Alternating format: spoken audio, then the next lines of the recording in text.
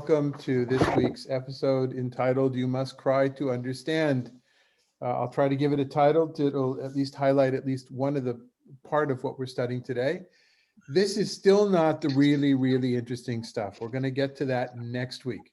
We're still in the preliminary material of the book of Judges, which is actually more than at least two different introductions that tie the book of Judges back to Joshua. And since we're not doing Joshua, I won't dwell on too many of the aspects, other than to say that the first paragraph that we're going to do today was already mentioned. It's a paraphrase of what was already mentioned in the book of Joshua for those that want to go back, or if you've already read through, then you'll know what we're talking about. But I'd like to read this as the book of Judges, though, right, without going back to Joshua. And so, if I could ask somebody, Eileen Eisenberg, do you want to begin reading verses 1 to 5? We're in chapter 2, 1 to 5. Sure. An angel of the Lord came up from Gilgal to Bochim and said, I brought you up from Egypt, and I took you into the land which I had promised on oath to your fathers. And I said, I will never break my covenant with you. And you, for your part, you must make no covenant with the inhabitants of this land. You must tear down their altars. But you have not obeyed me. Look what you have done. Therefore, I have resolved not to drive them out before you. They shall become your oppressors, and their God shall be a snare to you. As the angel of the Lord spoke these words to all the Israelites, the people broke into weeping. So they named that place Bochim, and they offered sacrifices there to the Lord. Okay. So we have what appears to be the story, an etiological story of why a place is named what it's named. And we have lots of places like that, lots of different stories of like that. But I think it serves a greater purpose in the book of Judges, this particular pericope, this particular small, short passage or story. And we'll get to that in a second, but just looking at the contents themselves, if we start at a place kind of coming up from Gilgal. Now, many of you will recognize that name Gilgal. I mentioned it in passing last time. Gilgal literally means a circle of stones. Some people think perhaps it means mountains in the shape of waves. Other people feel that it's maybe natural, but the explanation that I've always connected to best is the one that they were ceremonial ritual stones set up much like a Stonehenge in England and places around the world. There seems to be something about setting up stones in a circle that speaks to the spiritual self of human beings. But Gilgal in this context is special because that's where the occupation, that was the launching site of the occupational forces, the conquering forces under Joshua after the wandering in the desert. So if you go back to the book of Joshua, there's a lot of context of Gilgal. What it means here is that it's a place name. It's a place name that had meaning. It had weight to that meaning, historical meaning. And there's a movement in our minds from Gilgal, the launching of the conquest, to another important site called Bochim. And if you were understanders, or you are understanders of Hebrew, you know that Bochim means those that are crying, the people who are crying, or Bochim means crying. It's a verb, plural verb participle, or present tense. Robin, I've got so many things going on here. I'm on my own this morning, so I apologize if there's some brief. Okay, so here we've got those two place names, and we'll get to why it's called Bochim, weepy, the weepers, the criers, in a few minutes. But before that, we've got this character, and the character in Hebrew is Malach Adonai. Malach Adonai, here translated as an angel of the Lord. And Malachim, as you probably know, just like Shalom Aleichem, the song, the hymn Shalom Aleichem, or any other vast amounts of references to Malachim, usually is translated angel. But angel, aside from wings that we know about, angel in its original form, certainly from the Greek and the Latin beforehand, means messenger, as it does in Hebrew. Malach in Hebrew actually means messenger. It's from the root lamed aleph kaf. It's not a root that we have a lot of usages of. We know it already from Ugaritic, from ancient Semitic language, the ancient Semitic language of Ugaritic that we quote quite a bit here, and it has to do with sending something. But it becomes a word for being sent or with a message, with a mission. And so you've got it in different versions like that. And the messenger par excellence that people think of most, but probably shouldn't, that people think of most when it's a messenger of God, it's one of these heavenly creatures, one of God's entourage, so to speak. But everybody here knows already, I think, that malachim can come in other forms. So other examples of malachim that we have, folks? Feel free to chime in. The one that wrestled with Jacob. The one that wrestled with Jacob. And that seems like from the story that it's a messenger from God, although it takes the shape of a man. What else? The three messengers that come to Abraham and say, this time next year, your wife's going to have a kid. Right. Each of them had a different job. Two of them were in order to get, to go to Sodom and Gomorrah and Lot and get him and his daughters or him and his family out of there. That's an interesting case because they appear as men, but in that narrative, they suddenly, the narrator switches from talking about the three of them as human beings to talking about God. So that's a really interesting one, especially in the annals of the church fathers, who of course saw in that precursor of the Trinity. What other angels can you think of? Was there one that helped Elijah? Avram. So Avram is not an angel. Avram is perhaps a prophet, but also a messenger of God. But the word malach is not used. You used the word, you talked about Elijah. Elijah becomes, in post-biblical literature, a sort of an angel, a sort of a messenger from God. But in the Tanakh itself, in the Hebrew Bible, Eliyahu is just a guy. He happens to be prophetically inspired. Oh, no. I thought, was there a story about a messenger coming to Elijah? Elijah, and was Elijah in the desert, in the wilderness somewhere, and he's visited by a Malach? No, he's visited by God. Oh, you're right. Yes, under the rotem tree. Yeah, he's given. Yeah, that is true. Exactly. Yeah. In that case, it seems to be a heavenly being. But how about malachim though that are human beings? Well, the three malachim that came to tell Sarah that she was going to be pregnant. Right. As mentioned, they start out as human beings, but it turns out in the story that they're actually from God. They're angels. Sometimes a malach can be a donkey, right? Doesn't say malach, but God's message comes through the mouth of a donkey. Or sometimes the malach can be a great fish, or a little worm, as in the book of Jonah. And interestingly enough, when Jonah is on the ship and the ship is tossing in the storm, and the captain and the crew, they say to the others on the ship, they say to Jonah, "Who are you? Where do you come from? Ma malachtecha? What is your milacha?" Also from the word malach. What is your, in other words, what is your profession? But almost as if the narrator is trying to say that what is your message? What's your mission? So all those things have led to a lack of agreement on who this malach is. Vayal malach Adonai, a messenger of God. So we had here in the New Jewish Publication Society translation, an angel, and that's what you find in the vast majority of translations. But if you skip, the Hebrew text that's under what you just read, Eileen, that actually goes above 610 below. It's just, that's what I need to rearrange. So just transport that in your minds underneath Leviticus Rabbah. So Targum Yonatan on Judges, Targum Yonatan is the standard Aramaic translation that has in it, as do most Aramaic translations, some in a smaller way, some in a greater way, takes the liberty at being very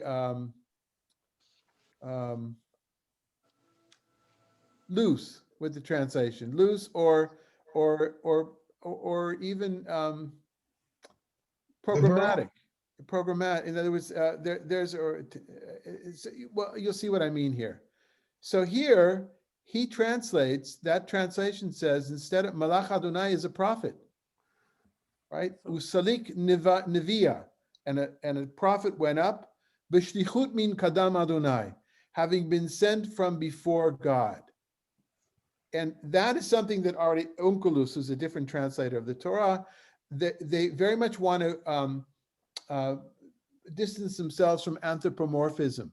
And so what do you mean God sent? What, God has a mouth that God sends? No, that's too anthropomorphic. So they say a messenger went out from before God, and that's their way of dealing with it. But here the messenger is a prophet. It's a person and not a winged creature. Or in Young's translation, and a messenger of God went up. A messenger of God, not wanting to say, for some reason, I don't know anything about Young's translation, but not wanting to say it's an angel. And you have those things back and forth. But Alan, why don't you read from us Leviticus Rabbah, a relatively early midrash from the land of Israel, say from the first half of the first millennium. Prophets are called angels, as in this example. An angel of the Lord came up. But was it really an angel? No, it was Pinchas. So then why does the text call him an angel? Since, as Rabbi Simon said, when the holy presence was upon him, his face lit up like burning torches. And when you see somebody whose face is on fire, it's a heavenly being, right? So there's this back and forth, this spectrum of understanding who God's messenger is. Is it an angel? Is it, whatever. Michael, you have a question, go ahead. So is there a commentary that helps explain how you can know whether someone who's claiming to be a messenger of God actually is a messenger of God? No, when we have the term Malach Adonai, a messenger of God, we understand that the person telling the story believes that that person had the message from God. That's the most we can say. Now, were there false messengers? Yeah, we have false prophets as well. And there's a law about that in Deuteronomy. And there's a story about false prophets in the book of Jeremiah. And if we take, for instance, these traditions where prophets are a messenger of God is a prophet, we have false prophets as well. But by and large, the ones that are quoted are there with a particular message from God, and it's considered to be bona fide. Now, that's not a handbook as to what we're supposed to do today, right? We're supposed to look at these stories, but that's one aspect of that I hope addresses your question. The other aspect, the other side of it is in all the commentaries, and there's a lot of commentaries on the book of Judges. What I've been using most for this class now is a relatively new commentary. It's certainly new to me, Jack Sasson. I know him from his commentary on the book of Ruth, which was when I was at Hebrew University, that was the hottest thing, especially because he was so knowledgeable from a Jewish literature point of view. So he'll go back, he went back and forth on this issue with a wide array, I would say too much information that kind of clouds it as to when do you decide when somebody is a Malach Adonai and what could that possibly mean. So I'd like to go back to the simplest meaning, that Malach as in messenger. In some cases, some situations, some context, it is a heavenly being from the heavenly entourage of God. And it's clear, for instance, the book of Daniel, where there's Gabriel, the angel, that's very clear in that context. And then there's some cases where it's not clear, at least in the beginning of the story, or in the stories like that were mentioned here, the man who wrestles with Jacob in the middle of the night, or those three that come to Sarah and Abraham's tent. And of course, in those cases, or certainly in the case of Sarah and Abraham, they perceived them as people. They didn't perceive them as being angels, but the narrator, by using that device of going from talking about the three of them and then slowly moving into talking about one and understanding, and then God answered them, kind of shows his cards in that particular way. So what we're left with here is somebody comes, there's a retelling of a story in Joshua, and the story there is more dramatic. There's a sword involved and everything. But here, there's a retelling, bringing us back to that story in Joshua, basically to say, you guys, you screwed up. You didn't do what you were supposed to do. And what was it they were supposed to do? Yes, Ella. I have a question. Um, I think that the verses 6 to 10 should be before 1 to 5. Okay. Because it tells you about Joshua, it's kind of a continuation of Joshua dying, and then the people screwed up. I mean, as long as Joshua was alive, they were okay with God. But the minute that Joshua was gone, they felt, I guess, the freedom or whatever it is to worship other gods and so on. So that's a good eye, Ella. And many commentators have noticed that this whole first 2 chapters of Judges is not well rounded. It's not well edited. A lot of different hands you'll find in all the commentaries since the late 19th century, that there was a lot of redaction going on. And you should know that in many of the commentaries today, you'll find verses 1 through 5 are really the tail end of what we did last week. And the new literary unit begins with verse 6, because they're 2 alternate versions. So good eye. And if we didn't have so much text last week, I would have added these 5 verses onto what we did last week, because they kind of sum up what, you know, it kind of gives the reason as to why the Israelites were not successful in conquering. We're going to get a different version of that starting from 6 to 10. But as far as this being a story unto itself, and why do I call it a story unto itself, or a pericope, is because of the way that the narrator begins with mentioning the word Bochim, the city Bochim, and ends with Bochim. That's why I highlighted I didn't highlight the one in the first line, but I meant to. And it begins with an angel of God. It ends with an angel of God, or an angel of the Lord. And so that's why from a literary point of view, it's its own little unit. But as you'll see, Ella, that 6 to 10 it makes sense to come before 11 to 13, 14 to 15. So in other words, it's not smooth, and your eye is very sharp here. So what does it mean? It means that you people messed up. You didn't do what you were supposed to do. And by the way, what was it they were supposed to do, everybody? Anybody? They were supposed to kill all of the inhabitants and take over and destroy their idols and their. Okay, but where would you say the emphasis is here? They were supposed to worship their God. Instead, they went and they worshiped idols. Right. So it's not so much, it says to defeat the others, right? Not to make a covenant with them, but it's the idol worship, which is a problem here. And then the next section is going to go into detail independently, is going to go into detail more about the idols, which I don't want to concentrate on too much, because I really want to get through this whole section today so we can get to the individual stories of Shoftim, of judges, of different leaders by next week. Okay. And so what I wanted to say here is that they need to cry. The story is needed here. And the final editor of the book of Judges wanted to make sure that you knew there needed to be some crying. There needed to be some weeping. And that's going to pave the way for what comes afterwards. I could say in a poetic way, they needed to cry so that they could see more clearly. You know, they needed like the windshield wipers to go off with the spritz on your windshield so they could see more clearly. But there had to be this in order to correctly assess why the conquest did not go the way it was supposed to go. They first needed to cry. They needed to understand, look at what it was. And this is the introduction. This is what the author or the editor of the book of Judges, this is his preamble.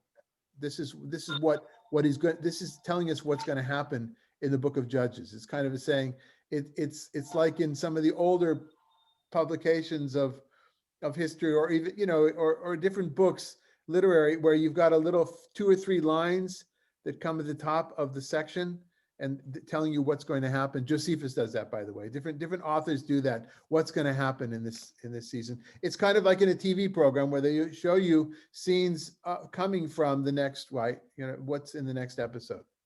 Okay. Any other questions or comments about this particular short unit here? Okay. All right then.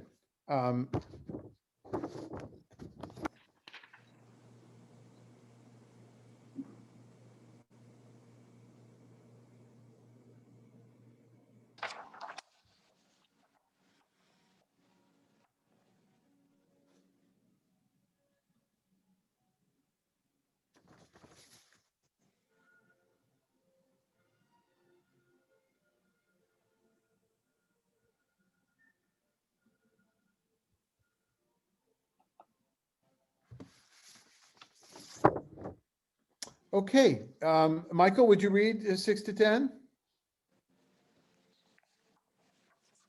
When Joshua dismissed the people, the Israelites went to their allotted territories and took possession of the land. The people served the Lord during the lifetime of Joshua and the lifetime of the older people who lived on after Joshua and who had witnessed all the marvelous deeds that the Lord had wrought for Israel. Joshua, son of Nun, the servant of the Lord, died at the age of 110 years and was buried on his own property at Timnath Heres in the hill country of Ephraim, north of Mount Gaash. And all that generation were likewise gathered to their fathers. Another generation arose after them, which had not experienced the delivery of the Lord or the deeds that he had wrought for Israel. Okay, so there's a connection between believing and practicing the right way, that is worshiping Adonai, and seeing what God had done in the desert. That's an important point here. In other words, the people their faith is not based, the foundation of the faith is not strong enough. It's really only the ones who saw what happened. And then once they died, there's a term here that for me brings me back. What does this bring you back to? Another generation arose after them, which had not experienced the deliverance of the Lord. Does that remind anybody of anything? Aro. No, Exodus. What In the what part of it? When Joseph dies and the new king is Right. comes up, Vayakam Melech Hadash al Mitzrayim Asher lo yada et Yosef. And Right, exactly. That's what I mean by Scotty as well. Yeah, that's what I'm thinking of here. In other words, you don't have the information. You don't have the history. It's been wiped out. It's been pushed aside. What some of the commentators say here, it's not that they didn't really know. Of course they knew because people told stories, but they chose not to know. No, I think that the point here is very much what, in the same way that we wouldn't expect an Egyptian king to rise and not know the annals of the last few hundred years, which allowed the Egyptians to survive the great famines of those 7 years. And so I think that the parallel for me is a good parallel, because the information has been hidden. The information's been deleted. It's a rewriting of history, so to speak. And I find great relevance in this passage here, as I do with the Pharaoh, a new Pharaoh who didn't know what Joseph had done, who didn't know Joseph, to our lives today as well. Because so much of the struggle that we have in this country and other places in the world, but this country in particular right now, is this battle over what is fact, what is history, right? What are the facts and what are alternative facts? Okay. So I don't want to go into detail so much with Joshua where he's buried. Just by the way, his age, 110, is not as much as Moses, who was 120, but it's the same as Joseph. And there's a real strong connection between Joshua and Joseph here. He's buried in Ephraim. That's part of the Joseph clan. Any other statements or questions about this section? I was curious whether we know today where Joshua's grave is, because it's so specific in the text. Have we found that grave? Yeah, you know, Klaus, there are. My guess is that there is a grave of Joshua someplace in Israel. I don't know it, but I know there's one in Joseph. There's one of Joseph because it's in Nablus, it's in Shechem, and there are Israeli soldiers that have died defending that grave. A yeshiva that was set up in there not too many years ago. Well, 20 years ago or more probably.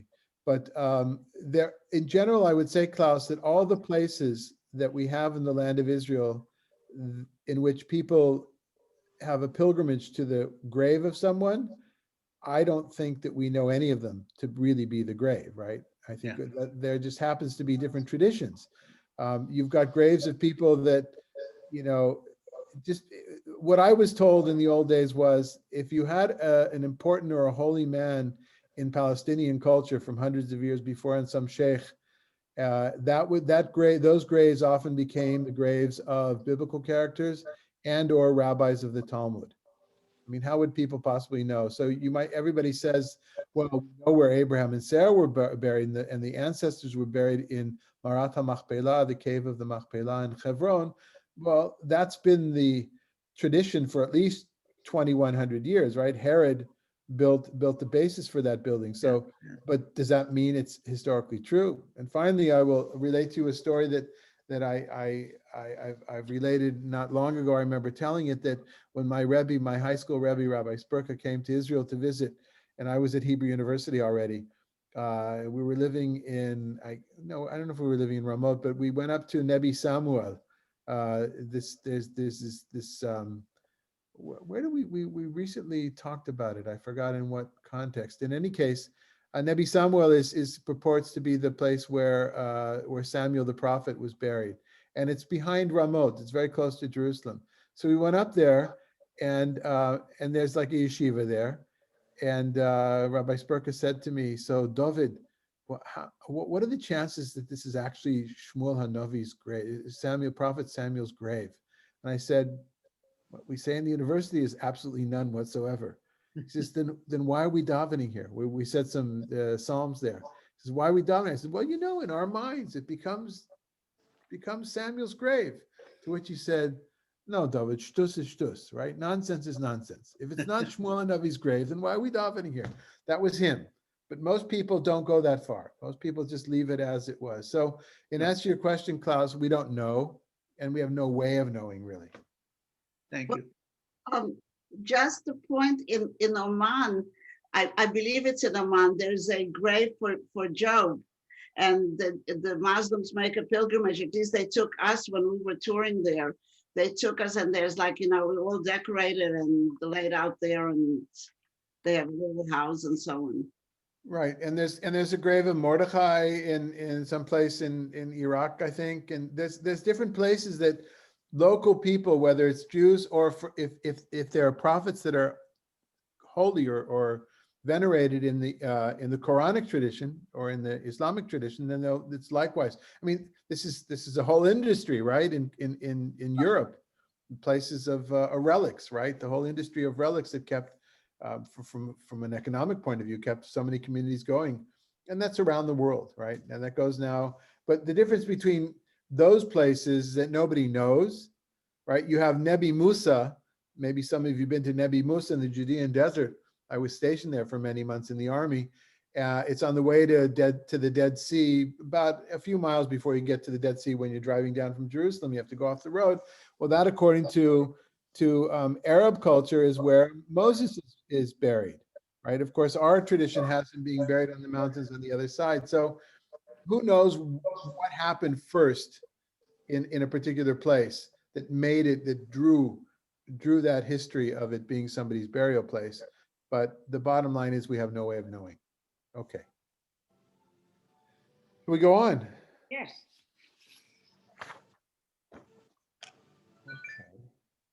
Okay. Klaus, would you read 11 to 13? Sure.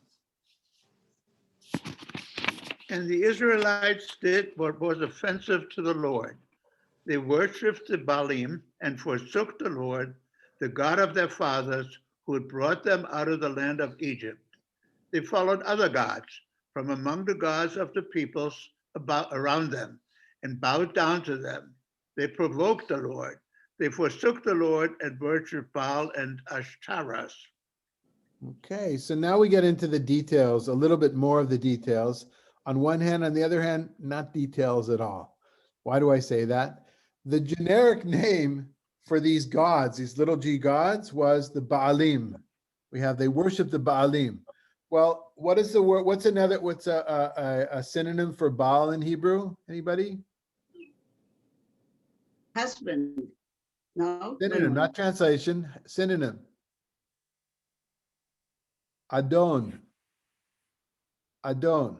So, right. So Adon, Baal, right? Adonai, Bali. It's the same kind of words, except for Adonai became the word that we use for our God. That we don't pronounce the name Yud He Vav He. That's the one God with that one name. But the word Baal became identified with the other gods and Baalim. Sometimes in plural, like we have it in the beginning of the passage, and sometimes in singular. Ashtorot, the same thing. It's a plural of Astarte, Ashteret. And these are different kinds, and we don't know because there's so many different contexts these are used. But these are the generic names of you guys messed up from a religious point of view. This is idolatry. Now, they're called in many places, the local god's name was Baal something, like Baal Tzafon, right? Baal, I can't think of another one right now, but I'm sure there's others.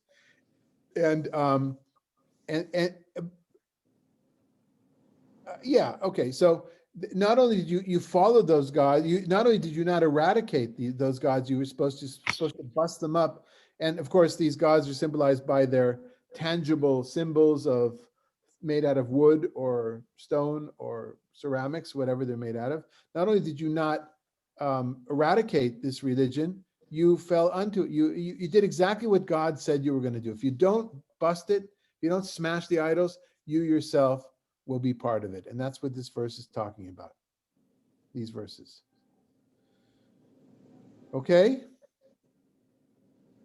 All right. Gary, you want to read 14, 15?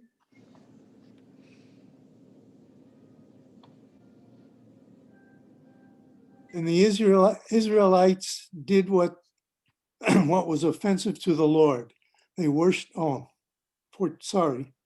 Then the Lord was incensed at Israel, and he handed them over to foes who plundered them. He surrendered them to their enemies on all sides, and they could no longer hold their own against the Lord, against their enemies. In all, their campaign in the hand of the Lord was against them to their undoing, as the Lord had declared and as the Lord had sworn to them, and they were in great distress. Okay, so if you had just read the book of Deuteronomy, you would hear a lot of not only language, but also ideas. This kind of tit for tat. You do this, I won't do this for you, or I will do this for your enemies. And this is the preamble of Judges, because this is what we're going to see. We're going to see an ongoing cycle, these ongoing cycles of the Israelites do evil, that which is evil in the eyes of God, meaning that they worship idols.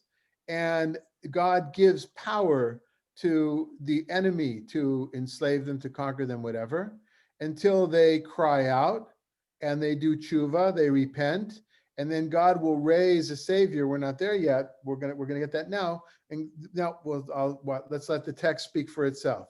So this is the cycle which is being described here, is the way that the book of Judges is going to go. So Richard, why don't you read 16 to 19?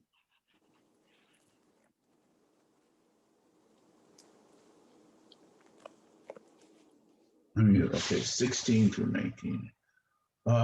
Then the Lord raised up chieftains who delivered them from those who plundered them, but they did not heed their chieftains either.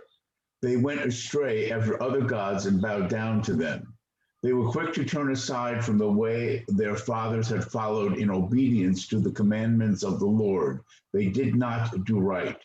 When the Lord raised up chieftains for them, the Lord would be with the chieftains and would save them from their enemies during the chieftain's lifetime. For the Lord would be moved to pity by their moanings because of those who oppressed and cursed them.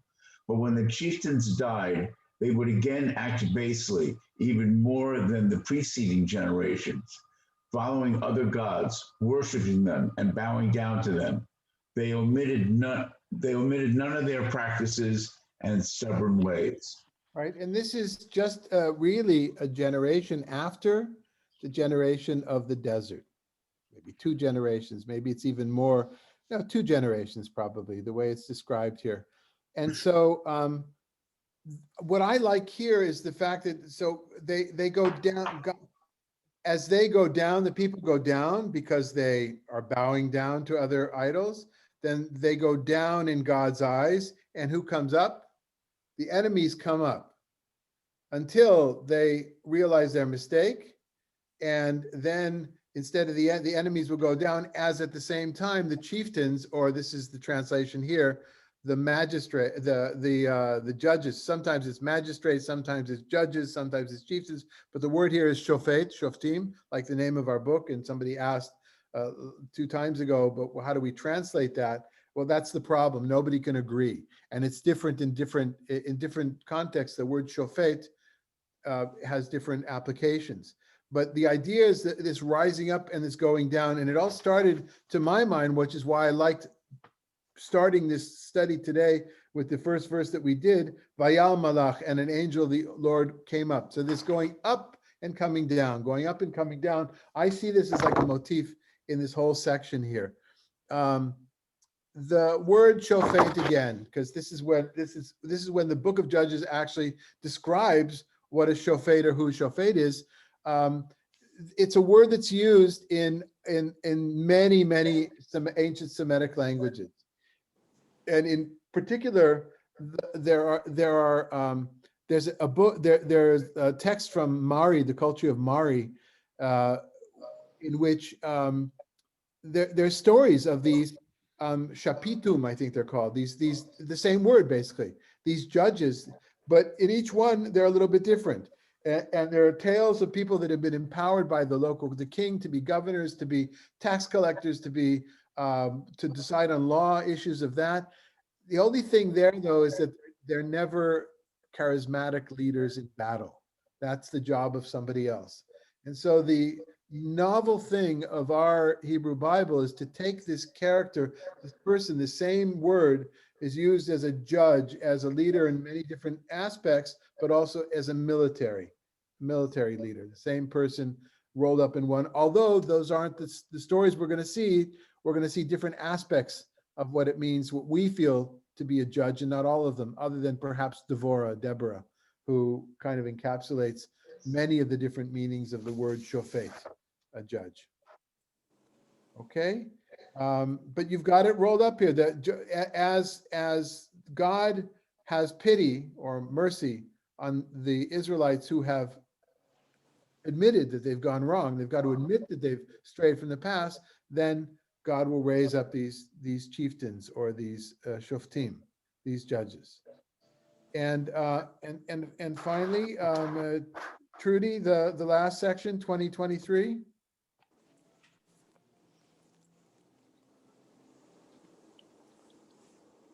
Okay. Can you hear me? Yes. Okay. Then the Lord became incensed against Israel, and he said, since that nation has transgressed the covenant that I enjoined upon their fathers and has not obeyed me, I, for my part, will no longer drive out before them any of the nations that Joshua left when he died. For it was in order to test Israel by them, to see whether or not they would faithfully walk in the ways of the Lord, as their fathers had done. that the Lord had left those nations instead of driving them out at once, and had not delivered them into the hands of Joshua. So you could say, well, God didn't do God's part of the bargain. The bargain was the people of Israel will believe in God as one God and do all the commandments, and they go through the desert and they listen to Moses for better, for worse, but they make it, they go in and they do it. And you could say, well, why didn't God? God could do anything. God could have just paved the way. It's a theological problem, right? Why would God not do away with war, do away with pestilence, with sickness, right? The way we ask today as well. And the answer is not because that we would say today that God has given each individual human being free choice, and therefore the Perizzites or the Canaanites, whoever they might be, decided, no, we're not leaving. We're gonna resist you. No, because they had free choice. Well, the answer here is different. It's because no, I left them there. I put them there to test, to make sure that you would actually be true to me, which is kind of an ex eventum explanation as to why bad things happen to good people in many ways. This reminds me of when I heard it. I don't know, haven't ascertained with a Chabad Hasid, but I heard about the Lubavitcher Rebbe once was asked, how is it that we have fossils from dinosaurs that lived so many hundreds of thousands of years ago, or whenever dinosaurs lived? I don't remember, I don't know the dates, but and you believe, or Orthodox Judaism believes, that the world is only 5,700 something years old, and the answer was God created the world with those fossils in the ground in order to test us, to test our belief. And those are the kind of argument. There's really nothing to say to that, right? That's not an argument. That I heard it in the name of the Lubavitcher Rebbe. You'll have to check. I don't know, but I could imagine any number of Orthodox rabbis saying the same thing. But here we have this. You'll notice here, it seems to be a never-ending cycle.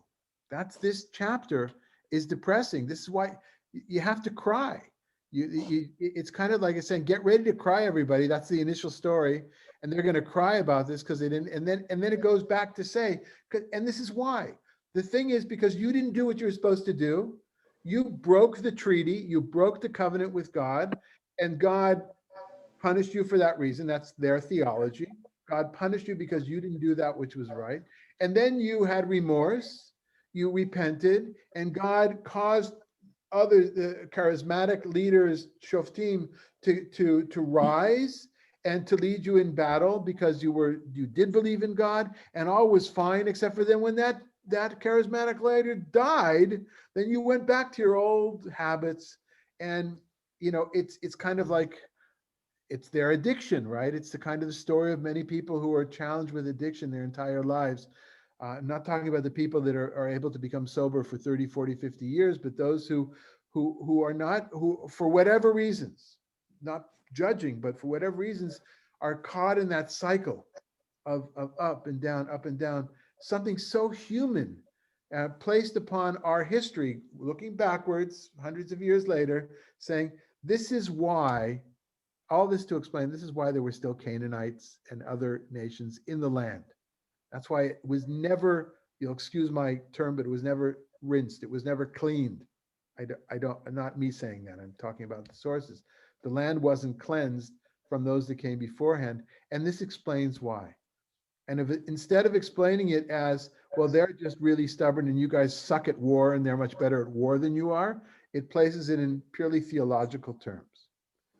So questions, comments, disagreements? Rabbi, what does it actually mean to, in sort of behavioral, concrete, day-to-day terms, to follow another God? So what's, it's like, what is it that actually constitutes breaking the covenant that sort of leads on to this whole cycle of retribution? And right, so the generic term is to bow down to other gods. So you could say you get on your knees to it, right? You could you genuflect or whatever, it could be all sorts of things, but it's bowing down. And then also another generic sin is offering sacrifices. And I think that's probably the one that really got you. You know, you're bringing a sacrifice to the Baalim or to the Ashtoreth instead of bringing it to God. And we imagine these competing faiths. There's this temple and this temple. Just, you know, think to many cities in this country that have Brotherhood Way or whatever, like in San Francisco, where there's a Protestant church, there's this kind of Protestant, there's Catholics, there's Jews. You had your choice, but you chose to go into the wrong temple. So I think it's going to the temple, it's bowing down. In many ways, it's wearing things. And this we know from archaeology. There's all sorts of archaeological sites, including, say, Ir David, the city of David, right out of where the temple was. Afterwards, these, what's the word, pendants? What's the word, something that hangs? Pendant. Pendants. So pendants that are of idols. They're things that people worshipped, right? It could have been tattoos, which is why the book of Leviticus forbids tattooing. Not because it says nothing about because your body is a temple and you've got to keep it the way God. Those ideas developed mostly in the 20th century. It has to do with idolatry or the way you cut your hair. That's what the idolatrous people did. Or bringing in death issues into the temple. Death was kept outside of the camp, but in other cultures at that time, death was very much part of the cult. So it's any number of things, Michael. But the generic sin that you hear most is bowing down to and offering sacrifices to. Okay?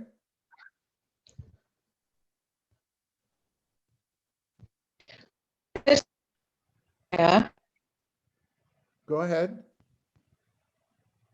People consider idolatry worshiping money and fame. In today's world, are those things considered idols by the Orthodox? Well, I don't know why we would go to the Orthodox. Why don't we talk about ourselves? So do we consider it to be idolatrous? And the we here, there's a wide array of people here, but yeah, I would say, you want to bring it to today, I would say we have a particular kind of idolatry in Palm Springs. I've shared this with some of you beforehand, and I mean no offense to anybody. This is not to be disrespectful, but in my own view, one of the kinds of idolatry we have here in Palm Springs it's called the religion of mid-century modern architecture. And while I appreciate a nice line and a nice building like everybody else, the infatuation, the obsession that people have with somebody who designed the house and what it is. I think another obsession we have, or another idolatrous trait we have in Palm Springs, which is all over the United States, but in Palm Springs, is celebrity worship as well. Like, really? Stars on a sidewalk? Stars on the fucking sidewalk with people's names? And I know we didn't create that. I don't know if it's Hollywood Boulevard that created it, but there's this, you know, and that people have, or the house that so-and-so lived in or owned, who knows if they even lived there and what they did in that house, all the various so-and-sos that live across, you know, in the movie colony or whatever they were. To me, those are forms of idolatry. Is money is wealth idolatrous? Certainly. I think certainly when you have so much money that you or your family would never need more, but you are sucked into continue to making multiple billions more, I would say that's a form of idolatry, which I tried to equate before, and perhaps as addiction. It's a kind of addiction. It's a cultural addiction. But that's me, I'm sure. So not all obsessions would necessarily. Yeah, I have trouble with your connection, or I heard not all obsessions are necessarily idolatry. Is that what you said? Necessarily. No, necessarily addictions. Are you saying that not all idolatry is necessarily addiction? Obsessions. Yes. Not all obsessions. Okay. Obsessions.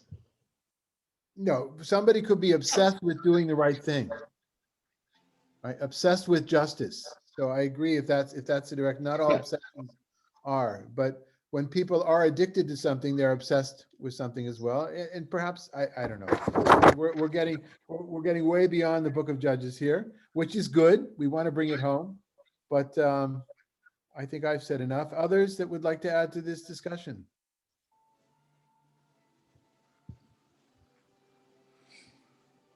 Okay, then. Well, next week we begin to meet the people themselves, the characters themselves. One, we got a little guy, not little because of his stature, physical stature.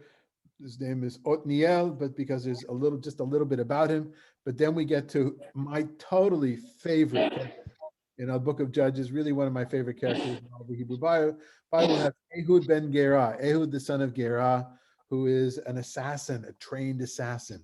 And this is worthy of, a TV series or a TV episode or something. So we'll get to that next week, if you will. And until then, sein gesund. Everybody have a good weekend. We're gathering on Sunday, by the way, those that wish to honor Pearl White's memory with study of a passage from the book of Samuel in her honor, her favorite passage. And perhaps we'll see you then. All right. Bye-bye, everyone. Bye. Thank you. Thank you. Thank you. Thank you. Thank you. Thank you, everybody. Bye.